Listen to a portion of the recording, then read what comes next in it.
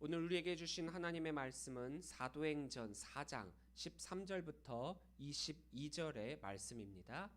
사도행전 4장 13절부터 22절 말씀입니다. 함께 읽도록 하겠습니다.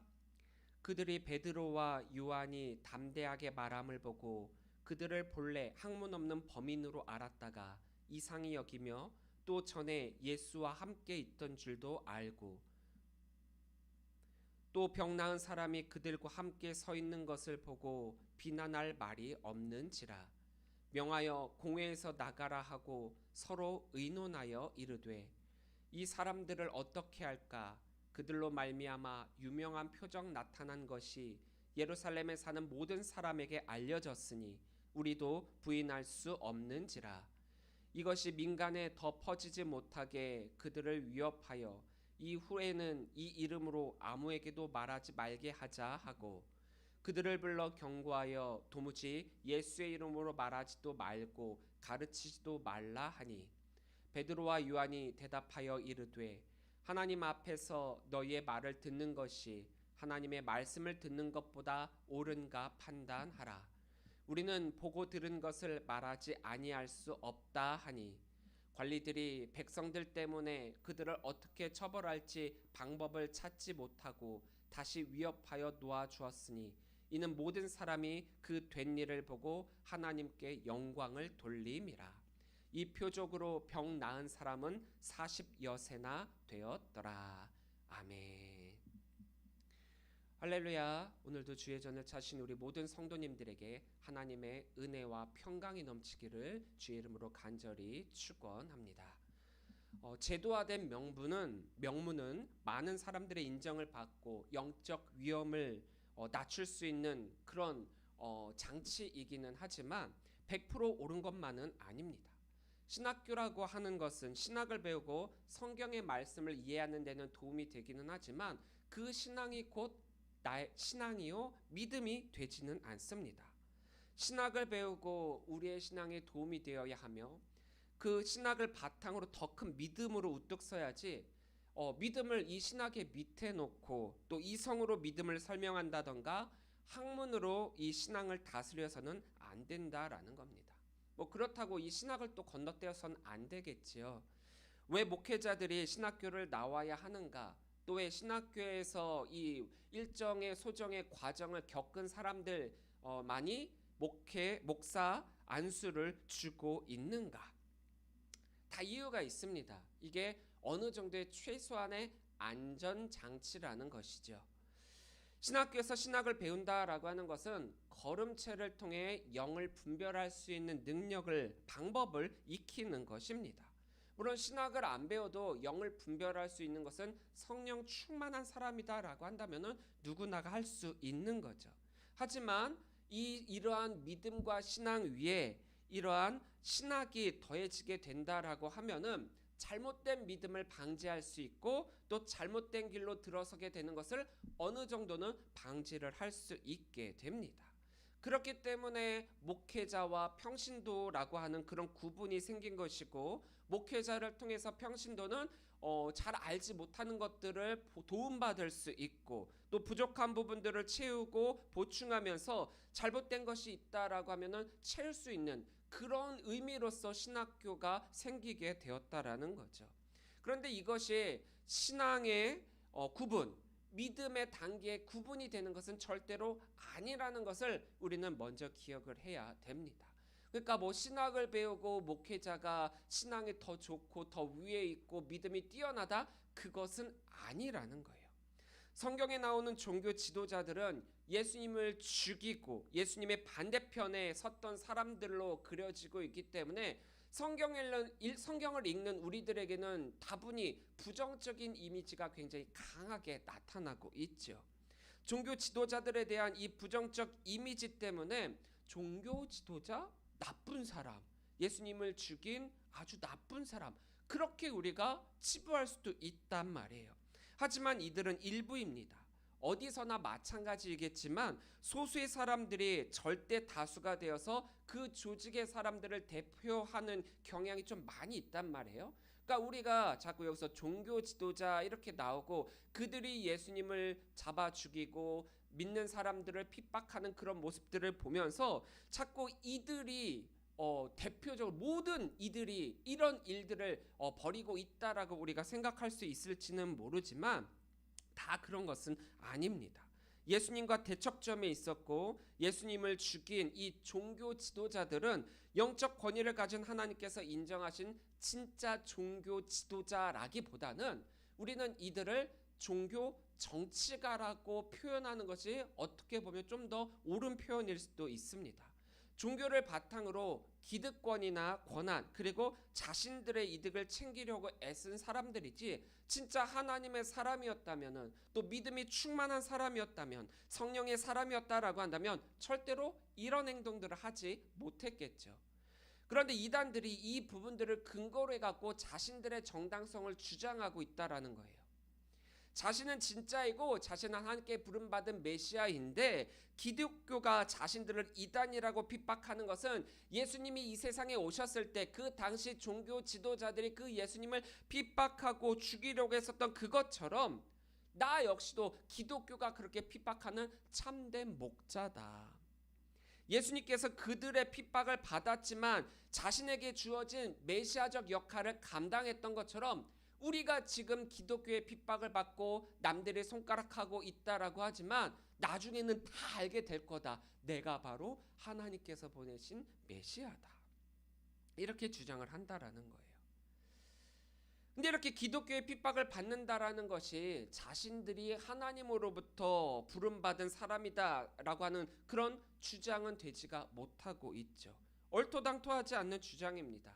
아무리 기독교가 세속화가 되고 뭐 좀 기득권화되고 빛과 소금으로서의 역할을 잘 감당하지 못하고 있다라고 한들 이러한 모습들이 이러한 것들이 그들의 주장을 뒷받침하는 것은 되지는 못하고 있는 것입니다. 도리어 그들의 주장을 근거로 해서 현대 기독교가 당면하고 있는 문제가 무엇인지를 우리가 깨닫고 스스로 자정화하는 그런 시간이 되어야 될 것입니다. 이런 이들을 보면서 이러한 모습도 잘못됐지만 우리 기독교도 분명히 뭔가 잘못된 점이 있으니까 이들이 이것을 이용해서 우리들에게 이렇게 주장하고 있구나. 저는 이런 반성을 하게 되더라고요. 때로는 모르는 게 더 나을 수 있습니다. 깊이 자세히는 알지 못한 채 그래도 순수하게 신앙생활을 했었던 그때가 더 행복했었던 것 같습니다. 저도 목회자로 지낸 이 시간이 어느덧 20년이 돼가는데 목회자가 되기 이전 청년까지의 신앙생활이 어떻게 보면 참 행복했었던 것 같아요. 그냥 신앙이 순수했고 그냥 그랬기 때문에 믿는다라고 하는 그것만으로 우리는 그냥 지낼 수 있었으니까요. 근데 목회자가 되고 난 다음에 알기 때문에 고민스러운 것이 있고 알기 때문에 책임져야 할 것들도 많아졌고 또 깊숙이 들어와 있게 되니까 어찌할 수 없다라고 하는 그것으로 인해 고개를 떨궈야 할 때도 있습니다. 그러니까 목회자가 된다라고 하는 게 마냥 뭐 신앙적인 우위에 있다, 믿음이 좋다, 책임이 있다 그런 자리만은 아니라는 거예요. 사내들인 공의회의 이 지도자들은 그 당시 유대교의 최고 권위자들입니다. 누구보다 하나님을 잘 알고 있다고 자부하는 사람들이었고 또한 많은 유대인들의 존경과 권위를 받고 있는 사람들이었다란 말이에요. 그러니까 일반적으로 유대인들이다라고 하면 신앙의 목표점들이 바로 이들이었다라는 거죠. 이들처럼 신앙생활하고 이들처럼 철저하게 율법을 지키며 이들처럼 하나님의 사람이 되어야 되겠다. 그렇게 이들은 유대인들의 신앙을 대표하는 이들이었다란 말이에요. 그에 반해 베드로와 요한은 성경에서 말하는 바 범인입니다. 보통 사람이죠. 일명 신학교 같은 곳에서 교육을 받은 적도 없고 이 당시에 뭐 랍비 학교에서 배운 적도 없기 때문에 어떻게 보면 가방끈이 굉장히 짧은 사람들입니다. 하지만 이들은 그 어떤 신학교의 교육보다도 더 확실한 진리의 교육을 받았죠. 어떻게 해요? 바로 진리와 복음의 실체이신 그 자체이신 예수님과 함께하며 완벽한 교육을 받았잖아요. 교육을 아예 안 받은 게 아닙니다. 소수 정예로 짧고 굵게 예수님으로부터 교육을 받았죠. 그런데 그것이 성령 충만을 받기 이전에는 드러나지 않았다라고 하다가 이제 성령 충만을 받은 이후에 이들은 그 누구보다도 복음과 진리의 전문가가 되었습니다. 유대 종교 지도자들은 자신들이 던진 질문을 통해서 이 베드로와 요한을 올가맬 자신이 있었어요. 자신들이 볼 때 이들은 너무나도 평범하고 또 랍비 학교에서 성경을 배운 적도 없었기 때문에 자신들이 이러한 신학적인 질문을 던진다라고 한다면 이들은 꼼짝없이 그 질문으로 인해 올가맬 수 있겠구나, 그렇게 생각했다라는 거죠. 7절입니다. 7절에 너희가 무슨 권세와 누구의 이름으로 이 일을 행하느냐. 종교 지도자들이 베드로에게 이렇게 질문을 했단 말이에요. 그런데 베드로는 이 질문에 대해서 꼼짝없이 당할 수밖에 없을 것이다 생각했을지 모르지만 베드로는 엄청난 대답을 하게 됩니다. 그냥 대답이 아니었다라는 거예요. 그들이 놀라 자빠질 정도의 대답을 했다라는 거죠. 아주 담대하게 이 일에 대한 모든 것들을 선포하고 있습니다. 10절입니다. 너희와 모든 이스라엘 백성들은 알라. 너희가 십자가에 못 박고 하나님이 죽은 자 가운데서 살리신 나사렛 예수 그리스도의 이름으로 이 사람이 건강하게 되어 너희 앞에 섰느니라. 얼떨떨했겠죠. 꼼짝없이 이제 이들은 우리들의 손아귀에 들어오게 되겠구나라고 생각을 했는데 베드로가 이런 대답을 하리라고는 꿈에도 생각하지 못했거든요. 하나님의 다른 이름을 대면 그것으로 말미암아 이들을 체포하고 죽이기까지 하는 음모를 세웠는데 하나님이 죽은 자 가운데서 살리신 나사렛 예수 그리스도의 이름을 선포하고 있으니 말입니다.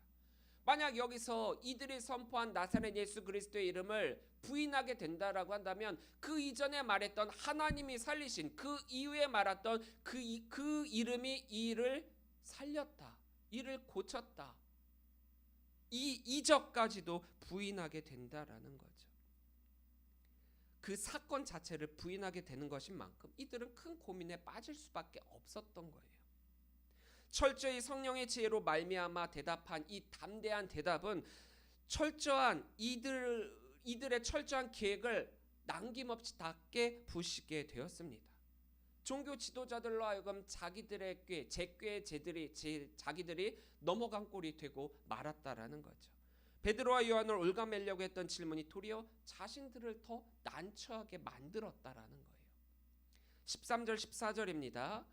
그들이 베드로와 요한이 담대하게 말함을 보고 그들을 본래 학문 없는 범인으로 알았다가 이상히 여기며 또 전에 예수와 함께 있던 줄도 알고 또 병 나은 사람이 그들과 함께 서 있는 것을 보고 비난할 말이 없는지라. 이제 궁색해졌습니다.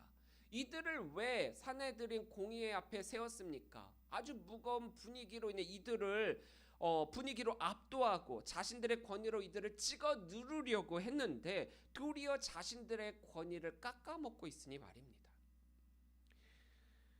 여기서 뭔가 더 확실한 것을 취해야 하는데 이 이적의 주인공이 이 사람들과 함께하고 있고 떡하니 증인으로 자리 잡고 있으니 더 이것을 주장하자니 자신들이 할 말이 있고 또 안 하자니 이들의 복음을 인정하게 되니까 진퇴양난의 상황에 빠져버리게 된 겁니다.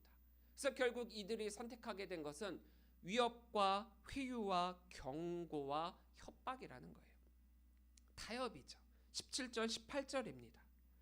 이것이 민간에 더 퍼지지 못하게 그들을 위협하여 이후에는 이 이름으로 아무에게도 말하지 말게 하자 하고 그들을 불러 경고하여 도무지 예수의 이름으로 말하지도 말고 가르치지도 말라 하니.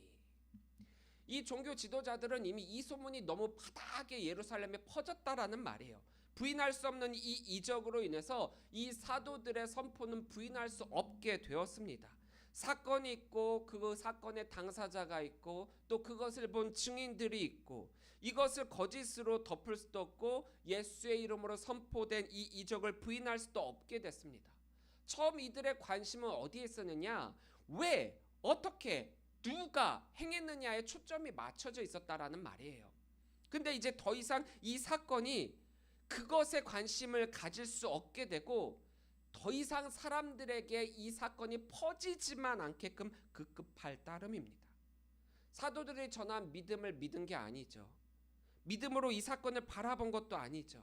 오히려 이 복음이 확산되는 것을 막을 뿐인 것입니다. 이 복음의 진리를 말이에요. 왜요? 자신들의 권위보다 더 높은 이 진리를 인정할 수가 없었죠. 이 진리를 인정하는 순간, 이 복음을 인정하는 순간 자신들의 말이나 권위는 사람들이 허투루 여기게 될 것이고 무시하게 될 것이고, 그리고 그 복음을 따르게 될 것이니, 그렇게 되면 자신들이 가지고 있었던 그동안 쌓아왔던 명성, 그동안 자기들이 사람들의 존경을 받았던 그 위치, 모든 것들이 흔들리게 될 것이 뻔하기 때문입니다. 그래서 이들이 종교 지도자들이다라기보다 종교 정치가라고 하는 이유가 바로 여기에 있다라는 거예요. 정치적 계산이 여기에 담겨져 있기 때문이라는 거죠. 이들은 복음에 관심이 없습니다. 믿음에 관심이 없어요. 신앙에도 관심이 없습니다. 이 모든 것들이 이들에게는 아무런 의미가 되지 않은 채 그들의 자리와 이득에만 관심을 쏟고 있죠. 그렇기 때문에 이들은 이 소문으로 인해 자신들의 난처해질 그 일들만 막고 있는 거예요. 그래서 그들이 위협과 회유와 경고와 타협을 하고 있는 거죠. 만약 자신들이 가지고 있었던 이 권위에 어느 정도 자신감이 있었고 또 흔들리지 않는 그런 자신이 있었다면 이들을 위협하거나 타협할 필요도 없었겠죠. 하지만 그들도 알고 있었던 거예요. 자신들이 가지고 있었던 이 권위, 위치, 이런 것들은 주변에 의해서 좌지우지될 수 있는 바람과 같은 것들이기 때문에 스스로가 진리가 아님을 자진하고 있는 겁니다. 복음은 반박할 수 없는 진리입니다. 그렇기 때문에 반대와 위협에 늘 노출되어 있어요. 어둠이 빛과 함께 할 수 없듯 이 복음의 빛을 싫어해갖고 빛이 잘못된 것이라고 주장을 하고 있는 것이죠. 어쩌면 이 세상이 복음을 싫어하고 교회와 성도를 불신하는 것 당연한 거예요. 다르잖아요. 세상과 다르잖아요. 그렇기에 성도는 이것을 이상하게 여길 필요가 없습니다. 복음 안에 살게 되면 세상에 반대가 되는 것은 당연한 것이니까요. 용기와 담대함은 한 끗 차이입니다. 우리는 복음에 대해 흔들릴 필요 없는 담대함으로 그 복음을 전해야 돼요. 똑같은 진리를 알고 똑같은 진리를 깨닫고 있고 똑같은 복음 안에 있으면서도 어떤 이는 담대함으로 또 어떤 이는 용기 없음으로 인해서 타협하여 도리어 복음을 부인하게 되는 것들 많이 보게 되지 않습니까? 특히나 그것이 나의 육체적 생명과 관련이 있다거나 나의 상황 속에서의 이해득실과 관계가 있다면 더더욱 그런 경우를 많이 볼 수가 있습니다. 하지만 나의 믿음과 신앙 그리고 구원은 그 누군가가 대신해 주는 게 아니라는 것을 우리는 먼저 기억할 필요가 있습니다. 이 말을 다르게 한다면 우리의 믿음은 그 누군가가 책임져 주지 못한다라는 거죠. 당신 믿음, 당신 구원 내가 책임질게. 그러니까 나만 믿고 따라와. 내가 하자는 대로 다 해봐. 그러면 당신 구원받을 수 있어. 우리는 이 말이 현혹되어서는 안 된다라는 거죠. 우리의 믿음은 그 누군가가 책임져 주지 않은 오롯이 내 자신 스스로의 선택과 행동으로의 결과로서 그 구원이 주어지느냐 마느냐라는 거예요. 구원이 우리들에게 주어졌는데 그것을 받느냐 안 받느냐 그것은 오롯이 나의 믿음으로 말미암는다라는 겁니다. 물론 성경을 보면 다른 사람들의 믿음으로 인해 이적을 경험한 많은 사람들도 있죠. 그런 이적들을 우리가 성경에서 이렇게 서술하고 있는 것들을 많이 볼 수가 있습니다. 나의 믿음뿐만이 아니라 다른 사람의 믿음, 나의 친구의 믿음, 나의 주인의 믿음, 이 믿음으로 인해 이적이 일어난 사건들이 있죠. 근데 우리가 이걸 좀 잘 이해를 할 필요가 있는데 이적은 구원이 아니에요. 이적이 일어났고 이적의 주인공이 되었다고 그것이 곧 구원은 아니라는 거예요. 근데 자꾸 이적과 구원을 동일시하는 경우가 있습니다. 하지만 엄연히 이 둘은 달라요. 예수님께서 많은 이적을 사람들에게 베푸셨지만 모든 이적이 그 사람의 구원으로 이루어진 게 아니라는 거죠. 그렇기 때문에 우리는 이 이적으로 말미암는 이 모든 것들을 우리는 다른 사람의 시선을 우리가 바라보면서 이 이적의 주인공이 되어서는 안 됩니다. 구원은 오롯이 나의 믿음으로만입니다. 다른 사람의 시선을 신경 쓸 필요가 없다라는 거죠. 복음을 믿는 것은 오직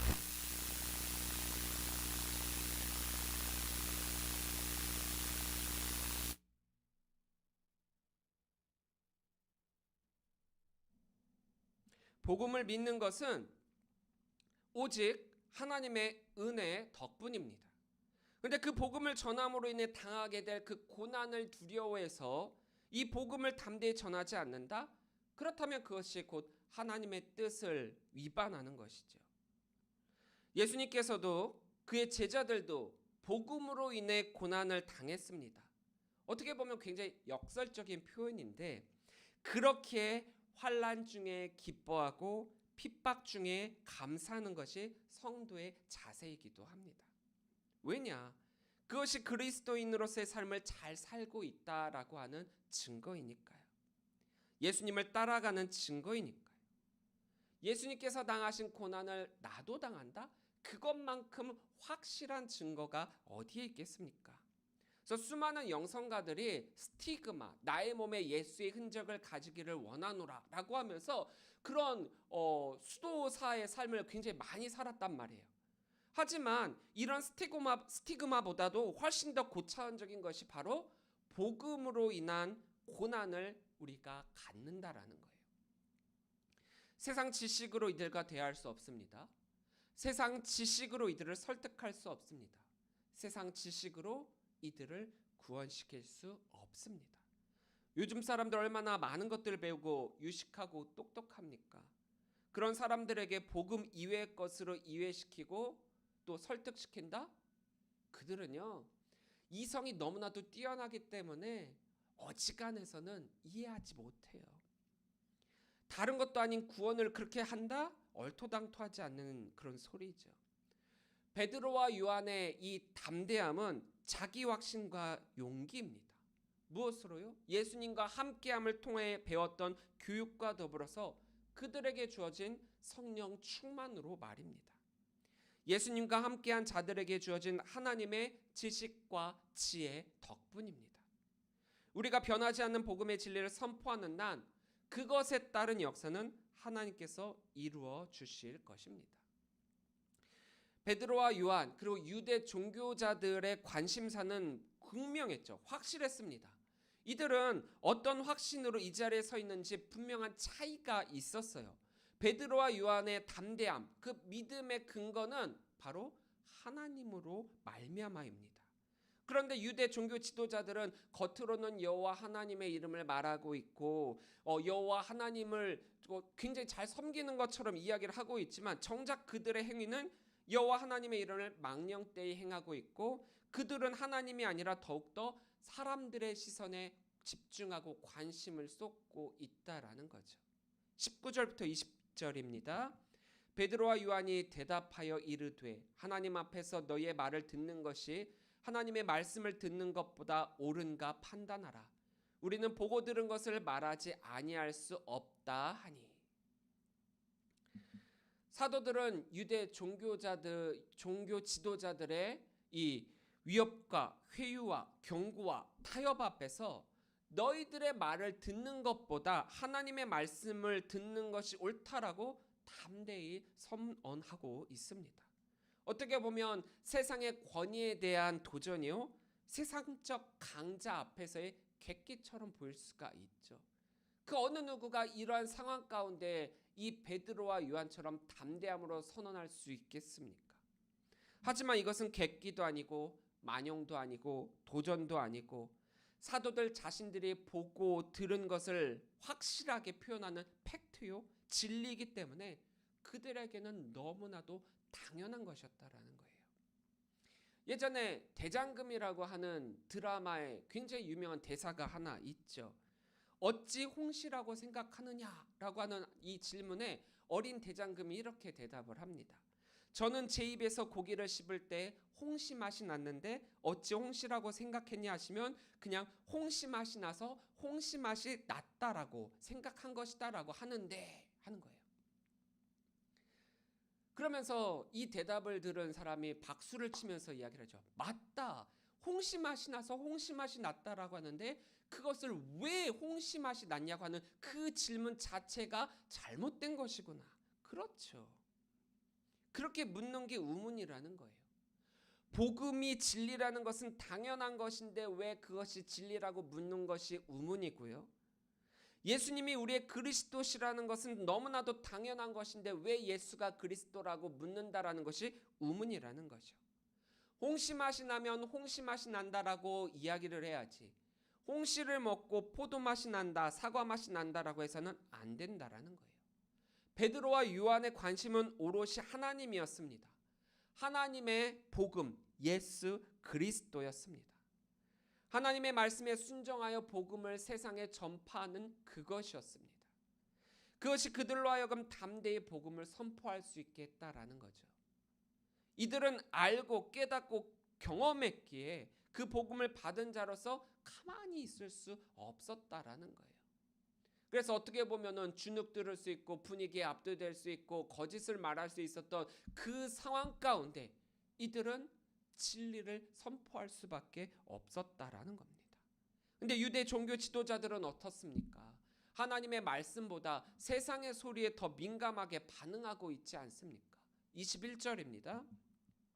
관리들이 백성들 때문에 그들을 어떻게 처벌할지 방법을 찾지 못하고 다시 위협하여 놓아주었으니 이는 모든 사람이 그 된 일을 보고 하나님께 영광을 돌림이라. 이들의 관심은 여전히 사람들에게 있었다라는 거예요. 복음과 진리에 집중하는 것이 아니라 사람들이 이것을 어떻게 보고 있는가. 그래서 사람들이 이 사건을 통해서 사람들이 자신들을 어떻게 판단하고 있을까? 사람들이 이 일로 인해 하나님께 영광을 돌리고 있으니 이 사건을 무마할 수도 없었고 그렇게 그 사람들의 시선에만 집중하고 있다라는 거죠. 교회 와서 예배할 생각은 하지 않고 그 시간에 딴 생각을 하거나 엉뚱한 일을 한다거나 자기의 권리를 주장하는 데만 급급한다면 이들과 다를 바가 없다라는 거죠. 세상 사람들의 시선에만 관심을 두는 것과 똑같다라는 거예요. 그렇다면 교회를 다닌다라고 하지만 교회를 다니는 우리는 성도가 아니라 말 그대로 교회 다니는 사람이 될 뿐이라는 거예요. 성도는, 믿는 사람은, 그리스도인은 사람의 마음을 얻는 것이 중요한 것이 아니라 하나님의 마음을 얻는 것이 더 중요하고 하나님의 뜻을 얻는 것이 무엇보다도 중요합니다. 세상의 소리에 귀를 기울이는 것이 아니라 하나님의 말씀을 들어야 합니다. 세상의 유혹과 핍박, 시험, 도전 이런 것들을 이길 수 있는 것은 오직 하나님의 말씀뿐이라는 거죠. 날마다 성경을 읽으며 하나님의 말씀을 묵상하고 믿음으로 순종할 때 우리는 세상을 이기고 하나님의 영광을 나타낼 수 있는 것입니다. 우리의 신앙은 어디에 두고 있습니까? 하나님에 대한 믿음입니까?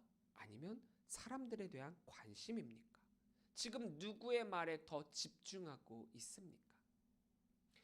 이렇게 살아야 한다라고 하는 세상의 소리에 귀를 기울이고 있지는 않습니까? 진리로서의 복음을 듣고 전파해야 함에도 불구하고 사람들의 시선을 의식하여 일하고 사람들 앞에 드러나기 위해서 일하고 있지는 않습니까? 교회 와서 많은 것을 하고는 있는데 그것이 하나님의 사역이 되는 것이 아니라 나의 일이 되고 있지는 않습니까? 세상을 이기려면 오직 하나님의 말씀을 듣는 것에서 나옵니다. 우리의 신앙을 하나님께 두고 하나님에 대한 믿음으로 나아가지 않는다라고 한다면 그리고 겉으로 보이는 화려함에만 취해서 알맹이가 없는 껍데기가 되어 후에는 우리가 쓸모없어 버려지는 가라지와 같이 될 뿐이라는 것을 우리는 잊지 말아야 합니다. 오직 예수님만이 나의 구주가 되십니다. 오직 예수님만이 나의 산성이 되십니다. 오직 예수님만이 나의 구원이 되십니다.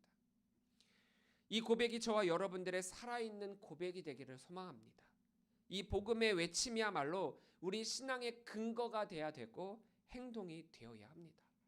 베드로와 요한은 이 위급하고 다급한 가운데 박해를 받는 이 위험한 상황 가운데 성령 충만으로 멋지게 승리했습니다.